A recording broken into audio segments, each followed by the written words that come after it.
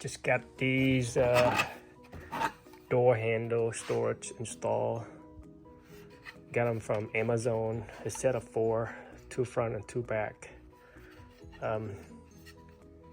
Pretty nice piece. It fit really nice in the handle.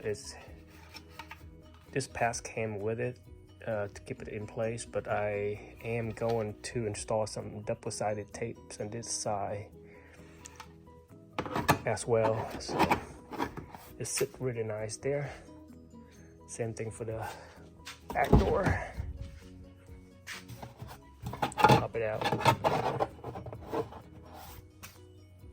Put some coin or your phone, small items.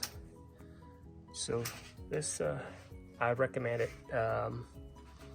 Just an additional storage for a small item would be good. I will put the link in the description if you guys want to buy the same thing, but it's from Amazon. So